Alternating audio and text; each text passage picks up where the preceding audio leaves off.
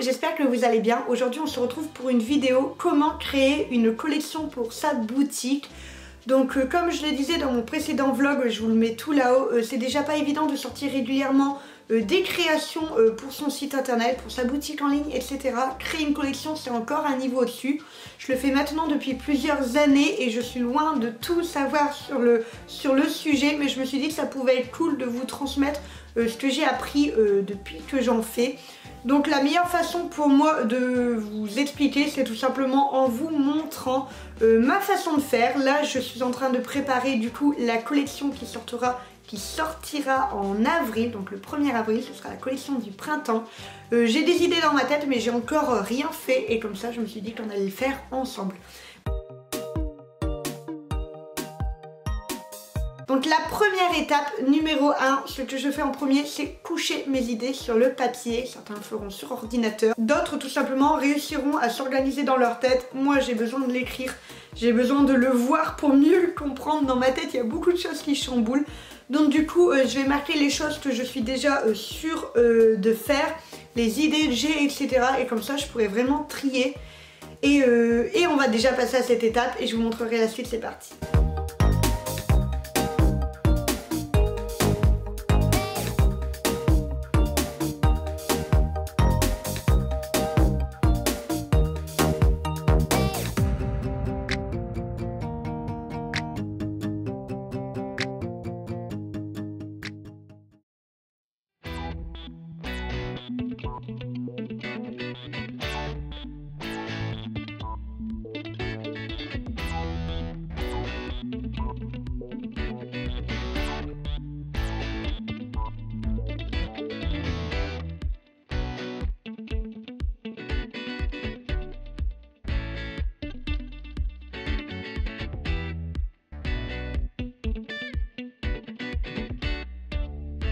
Voilà l'étape 2 pour cette collection, c'est le support.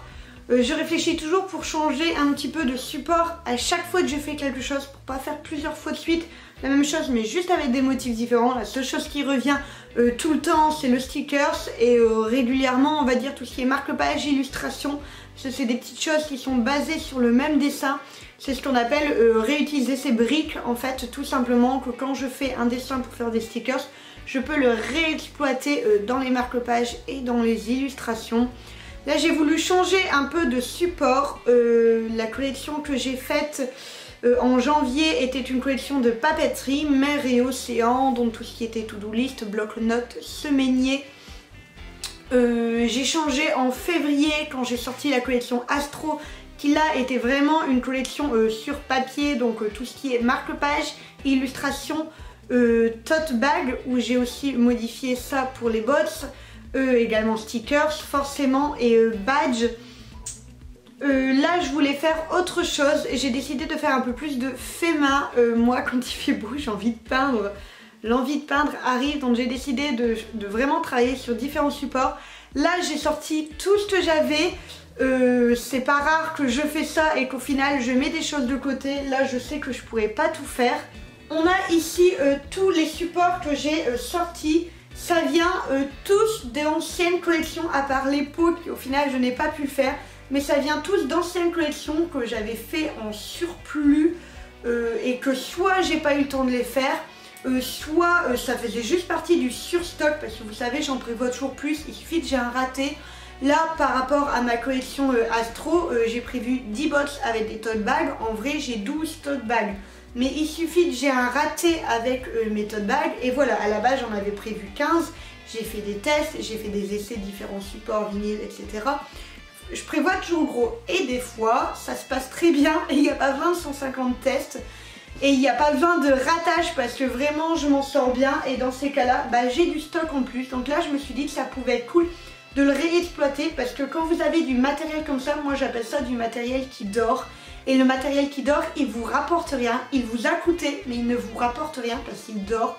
Et donc des fois c'est bien de faire des collections qui permettent de ressortir tout ça. C'est pour ça que j'ai sorti l'étoile, j'aimerais bien refaire l'étoile. J'en avais fait lorsque j'avais fait mes châssis en peinture avec les couteaux. Je crois qu'il m'en reste un sur la boutique de Mickey. Donc voilà, c'était différentes toiles. Donc je sais pas encore si je vais tous les exploiter, mais pour le moment je mets tout là. J'ai encore des supports en bois. Alors là par contre j'ai plus rien sur la boutique parce que j'avais tout vendu. Mais j'avais fait tout en bois et vous voyez il y a comme là, pouf, c'est des petites attaches pour pouvoir mettre le clou et l'accrocher. C'est très facile du coup de les accrocher. Donc là il me reste 2 petits carrés. Il m'en reste 2 du coup comme ceci pour faire un triptyque mais en double, un diptyque, je vais y arriver. Et il m'en reste 3 grandes en bois, donc je me dis que ça peut être cool. Et j'ai aussi encore 3 petits carnets comme ceci que je trouve très cool à utiliser. J'adore cet effet craft avec du dessin dessus. Donc voilà, j'en ai aussi des grands. À un moment je faisais beaucoup de personnalisation, je vais y arriver, j'arrivais plus à dire le mot. Et là du coup j'aimerais bien les réexploiter, mais aussi pour faire de la personnalisation, donc faire mes mandalas et laisser une place au milieu pour que vous puissiez mettre votre nom, votre pseudonyme, le nom de quelqu'un, un mot, une phrase, etc. Je me dis que ça peut être vraiment cool, donc du coup je les ai ressortis. J'ai ressorti aussi mes supports en liège, mais je pense que ça sera toujours pas pour cette fois-ci parce qu'il y a déjà beaucoup de boulot. Et au niveau du liège, je sais pas encore trop comment le protéger pour pas que le dessin parte. Donc du coup je vais réfléchir encore à ça. Et j'ai les pots de fleurs que j'avais prévus pour une autre collection et qu'au final je n'ai jamais pris le temps de faire. Donc les pots pareil, ils dormaient derrière. Donc du coup voilà, j'ai un petit peu tout ça, sachant que j'aurai les stickers. Là on va passer à la 3e étape, c'est ce que moi j'appelle la cohésion. Il faut que tous les articles que vous faites d'une même collection se correspondent entre eux, qu'il n'y ait pas d'articles qui sont complètement différents, des créations qu'on se demande un petit peu qu'est-ce qu'ils font dans l'autre, qui sortent. Il faut vraiment que tout soit cohérent et homogène, que ça se suive vraiment. Je vous explique par exemple ma collection Astro. Je vous montre par rapport à tous les stickers, vous voyez, on voit qu'ils font partie d'une même collection. Il y a ce fond bleu, ces étoiles, etc. J'ai gardé la cohésion de mettre toujours les plantes au même endroit. J'ai gardé la cohésion du personnage. Ils ont tous les cheveux blancs. Encore une fois, pour que ce soit très homogène si on les met ensemble. Tout est vraiment fait pour qu'ils suivent ensemble et que ça fasse une harmonie globale. Là, c'est ce que je vais faire pour ça. Cette partie-là, moi, je la fais en fouillant. En fouillant Google, en fouillant Pinterest, en fouillant Etsy, en fouillant Instagram, en fouillant YouTube. Là vraiment le but est de m'imprégner de toutes les créations des autres et c'est pour ça aussi que j'ai un mur d'inspiration parce que je trouve ça important de s'imprégner. Je veux chercher là en fait une palette de couleurs. J'hésite, est-ce que je vais travailler avec des teintes très pétantes, vraiment qui explosent de lumière, des jaunes, des rouges, des bleus très profonds, etc. Et vraiment des couleurs qui nous pètent au visage, comme on dit, vraiment pétillantes, qui fait penser au printemps, l'été, etc. Ou est-ce que je travaille avec des couleurs un peu plus pastel? Mon cœur balance vraiment, j'ai vraiment envie de faire des couleurs pétillantes parce que je trouve que l'été ça pétille de tous les côtés et j'adore ça. Et à la fois là on a quand même pas mal de choses qui sont sur les murs. Bon, le carnet on l'utilise. Là c'est de la décoration aussi, donc il y a pas mal d'éléments de déco et des couleurs pétillantes. C'est moins facile à mettre dans une pièce que des couleurs pastel. Donc est-ce que je ne garderai pas juste les couleurs pastel mais des couleurs pas dans les tons saturés, vraiment des couleurs qui pétillent tout en restant pastel, je ne sais pas. Donc ça du coup c'est vraiment la prochaine étape, de chercher une cohésion. Donc quand c'est comme ça je me fais une banque de données et c'est ce que je vais faire tout de suite.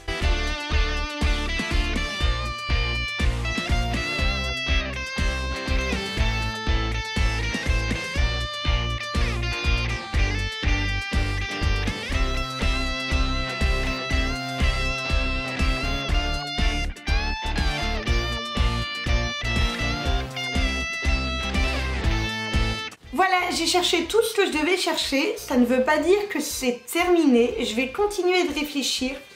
Là, moi, j'attaque la phase du je laisse cogiter, je laisse réfléchir, j'attends, je ne me jette pas dessus. Je vais laisser mûrir les idées dans ma tête. C'est une étape qui pour moi est très importante parce que des fois je change complètement ce que j'avais prévu à ce moment-là. Au moment où j'en suis à cette étape, je peux complètement faire un virage à 180 et partir sur autre chose. Là c'est vraiment la phase où je le laisse en réflexion. Je vais cogiter, je vais y réfléchir durant la nuit, durant mes temps de pause. Je suis une personne qui cogite déjà beaucoup de base. Je vais laisser vraiment mûrir la collection dans ma tête. Elle fera son petit bout de chemin d'un côté à l'autre de la tête pour savoir comment elle va ressortir. Mais là vraiment c'est un moment où je la laisse tranquille. C'est bon, j'ai tout en tête. J'ai les teintes, j'ai les formes, j'ai la globalité, j'ai l'homogénéité de la collection, mais il faut qu'elle puisse avoir le temps de mûrir. Et là du coup je vais très certainement la réattaquer au minimum dans 5 jours. Et parfois ça peut prendre un peu plus. Là sachant que la collection va sortir quand même le 1er avril, je voudrais pas la faire mûrir non plus 3 ans. Si la collection je vois qu'elle part complètement dans un autre sens, je note les anciennes idées, je note les nouvelles, comme ça pourrait servir pour une autre collection au moment où j'ai envie de la faire. Je veux juste pas me forcer à faire quelque chose qui au moment de le faire, je me dis bah non en fait j'ai pas envie. J'ai horreur de ça, moi mes collections elles sortent vraiment de mes tripes, de mes envies etc. Je pense que tout créateur est un petit peu pareil, c'est vraiment vos pulsions du moment comme on dit. Là le mood me plaît énormément de ce que j'ai trouvé, mais on va voir. Donc je le laisse cogiter, on verra bien. Là je vais la laisser vraiment cogiter un petit peu et ensuite on va pouvoir attaquer la création. Ça va être vraiment la partie la plus cool. Là pour le moment on se revoit dans quelques jours pour moi et dans quelques instants pour vous.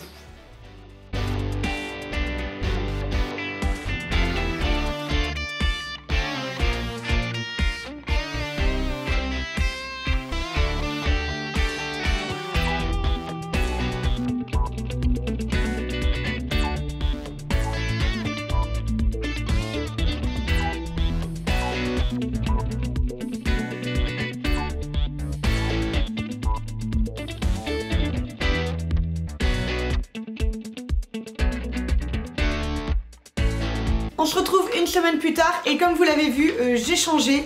J'étais coincée avec celle-ci, ça se voyait, je me doutais parce que j'avais pas déjà fait beaucoup de créations sur le papier. D'habitude, voilà, j'ai une page complète. Et là, j'étais bloquée. Alors pourquoi j'étais bloquée? Tout simplement parce que j'étais partie dans mes petits animaux comme j'avais fait pour la collection Mer et Océan qui avait beaucoup plu. Sauf qu'en fait le problème c'est que si je mettais des animaux dans les stickers, je devais les mettre également sur mes supports à la peinture. Et les animaux à la peinture c'est pas du tout mon domaine, ça m'aurait pris un temps fou. Donc du coup c'était pas le but, donc j'étais coincée avec ça. Donc j'ai vraiment mis de côté cet aspect animal pour les réexploiter dans une prochaine collection future. Et du coup je me suis concentrée sur les plantes. J'ai changé aussi au niveau de ma palette de couleurs. Vous voyez j'ai rajouté du bleu. Le reste est plus ou moins similaire, mais j'ai rajouté vraiment du bleu pour redonner encore un côté pétillant parce que ici c'est ce qui me manquait, je trouvais que c'était pas assez pétillant. Donc du coup comme ça il l'est beaucoup plus, j'aime vraiment beaucoup. Donc les stickers ça je vais vraiment faire au feeling, mais c'est vraiment pour avoir mes supports, je sais. Et là quand on voit, bah oui, tout va bien ensemble par rapport à ces taches bleues et roses qui reviennent. Ce jaune qui revient par intermittence et ce côté terracotta qui revient parfois par parcimonie et parfois un peu plus important, je préfère largement. Donc voilà, ça y est, elle est vraiment bien dans ma tête et je sais exactement ce que je vais faire.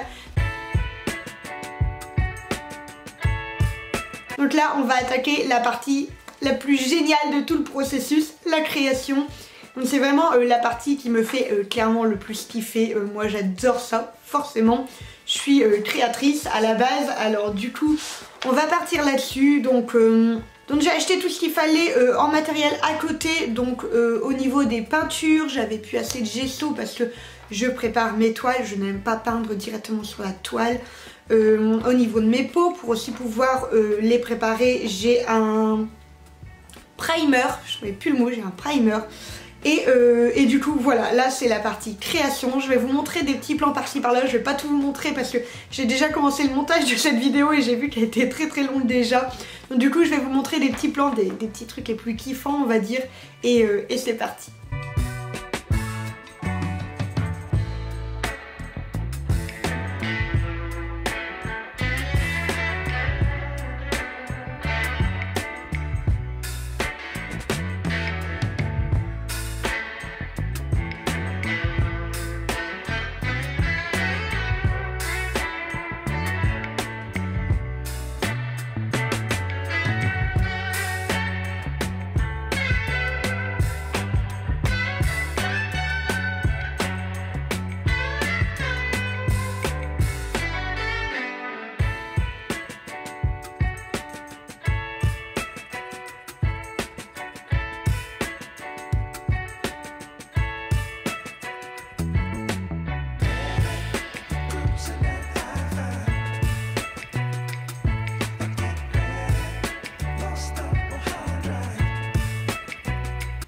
partie création est terminée. Comme je vous l'avais dit, c'était la plus longue. Entre le moment où je vous ai dit que j'attaquais et maintenant, il y a eu 2 semaines et demie. Mais je suis très contente du résultat. Ça a pris beaucoup de temps parce qu'il y avait très peu de pièces numériques, à part les 2 stickers et 2 marque-pages.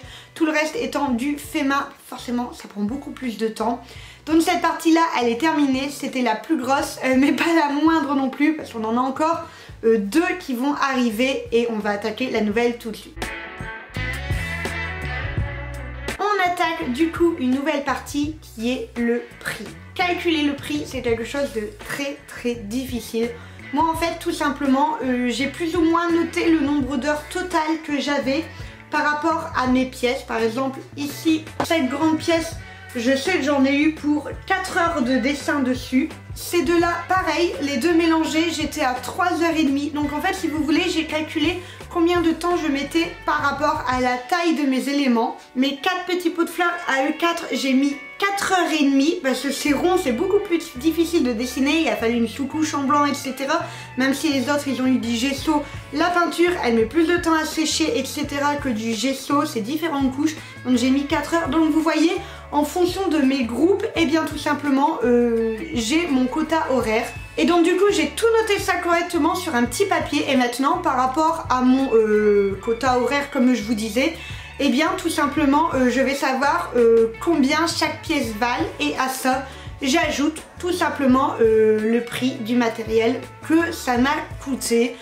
Par rapport au Posca, j'ai fait une globalisation. Donc j'ai compté tout simplement ce que ça m'avait coûté en Posca, ce que ça m'avait coûté en peinture, ce que ça m'avait coûté en gesso. Et en fait quand c'est comme ça, je fais un prix de lot et je divise par mon nombre de pièces, parce que je vais pas commencer à chercher trop compliqué. C'est l'histoire de 1 ou 2 euros au final, parce que j'ai quand même 30 pièces, j'ai fait 30 pièces fait main. Donc voilà, donc je sais que je crois que c'est genre 1,20 €, quelque chose comme ça par pièce. Et ça je l'ajoute en plus du prix de la toile, des carnets, du bois, des pots de fleurs, etc. Donc pour globaliser, vous regardez votre quota horaire en fonction de combien de temps vous avez mis pour faire vos pièces. Imaginons ces 2 peintures là, 4 heures pour les deux, ça fait 2 heures chacun, ça fait 40 €. 40 € plus le prix du matériel, le bois, la peinture, l'encre, etc. Plus vos taxes, parce que oui, on est déclaré, oui, on fait ça bien, on a l'URSSAF qui va être derrière moi pour récupérer notre pognon. Donc ça, on le calcule dans le prix et on a le prix global d'absolument toutes les créations. Moi, c'est comme ça que je fais. Je me permets de dire une énième fois, je le dis souvent, mais le petit prix n'attire pas les gens. Arrêtez de brader vos créations en se disant qu'avec un gros prix, ils ne vont pas se vendre. On s'en fiche, ne bradez pas ce que vous faites. Si vous bradez vous-même votre travail, comment voulez-vous que les gens ne se croient pas en brocante et qu'ils marchandent vos créations? Quand une personne va au travail, imaginons, moi je travaille en école à côté, quand je vais à l'école, ma directrice me dit pas tu viens ici mais je te paie 10 € de l'heure. Non, mon prix il est comme ça. Et à aucun moment on se verrait brader nos horaires parce que c'est les prix, c'est comme ça. Faites pareil avec vous. Les gens ne viendront pas acheter une création parce qu'elle est plus petit prix. Le petit prix pour moi c'est gage de mauvaise qualité et de mauvaise confiance. Pour moi vraiment mes petits prix dans ma boutique, c'est ce que je mets en anti-gaspi. C'est des choses que je sais que la qualité est moins bonne. Faites-vous confiance, vos créations valent leur prix que vous les mettez et ça partira tôt ou tard, au fur et à mesure que votre entreprise va se développer. Il faut juste pas lâcher. C'est sûr que si vous commencez, vous n'allez pas savoir vendre une toile à 300 balles comme des personnes qui ont je ne sais combien d'années d'ancienneté et qui exposent, etc. Mais vraiment, ne bradez pas vos prix, mettez le prix juste, suffisamment juste pour que les gens puissent l'acheter et suffisamment juste pour pas qu'on se dise c'est de mauvaise qualité ou alors c'est beaucoup trop cher. Le prix juste, tout simplement. On attaque la dernière partie et là c'est aussi un gros morceau. La dernière partie, c'est la mise en ligne. La mise en ligne ne se fait pas comme ça. Les gens qui ont une boutique le savent. Ils savent que prendre les photos, retoucher les photos, parce que forcément on enlève toujours, on met un beau fond, il faut que ce soit très joli, il faut que ça cadre. Encore une fois, vos photos doivent être homogènes entre elles. Vous ne pouvez pas en prendre une avec une lumière toute moche jaune au-dessus, une autre d'un coup, on ne sait pas pourquoi, elle se retrouve à côté de votre canapé Et il y a les godasses qui sont à côté. Et puis une autre qui d'un coup on a un fond blanc et une belle lumière blanche. Non, tout doit être homogène. Essayez vraiment dans vos collections de faire une continuité dans vos photos. On doit comprendre rien qu'avec la photo que ça fait partie de telle collection, même s'il n'y a qu'un seul produit et qu'on ne voit pas les autres. Et ensuite, il faudra tout mettre en ligne, tout faire les fiches produits, être précis, donner les détails, les mesures, les teintes, les matières. Donnez vraiment tout ce que vous pouvez faire. C'est vrai, c'est pratique quand on commence par rapport à genre des sites comme Etsy, on a directement en descriptif tout ce qu'il faut dire. Si vous avez votre site à vous, soyez précis. Moi, je vois beaucoup de personnes que je suis sur Instagram, je vais sur leur boutique, on ne sait rien, on sait les tailles. Point barre. On ne sait pas le type de papier, on ne sait pas le grammage, on ne sait pas les matières utilisées, on ne sait pas si c'est verni, on ne sait pas si c'est brillant, on ne sait pas si c'est mat, on ne sait pas les vraies couleurs. D'un ordinateur à l'autre, d'un écran à l'autre, les couleurs changent. Soyez précis dans votre description. Moi, ce que je vais faire là, du coup, c'est que, vous voyez, j'ai commencé à mettre mon fond, je vais vous montrer. J'ai commencé à mettre mon fond en bois, comme le reste de mes photos Instagram et sur mon site internet. Un fond bleu, parce que le bleu, c'est la couleur de mon entreprise principalement. Et je vais aller disposer tout simplement toutes mes créations ici et puis ensuite les prendre une à une en photo. J'ai choisi un support assez grand parce que je voudrais faire une photo globale de toutes mes créations de la collection ensemble pour vraiment le jour du lancement, bam, je balance cette photo et on voit d'un premier coup d'œil absolument tout ce qu'il y a sans devoir attendre semaine après semaine que je publie. Donc là, je vais faire une photo globale. Ensuite, je vais faire des photos de chaque création. Je vais les mettre par lot, certaines pas du tout, etc. Donc je vais tout faire ça sur mon fond que j'ai préparé spécialement. Et voilà, ça c'est une partie qui va prendre beaucoup de temps parce qu'il faut les photos pour Instagram. Il faut les photos pour mon site internet. Il faut les photos qui me serviront à faire mes publicités en story Instagram. Et il faut également, il y en avait un dernier... Il faut également les plans que je vais prendre du coup avec les créations pour tout ce qui est TikTok réel short. Donc voilà, c'est des formats différents, certains sont carrés, certains sont paysages, d'autres sont portraits. Il faut tout faire maintenant, comme ça on garde l'homogénéité du fond, de la couleur et du contour tout simplement. Donc c'est parti.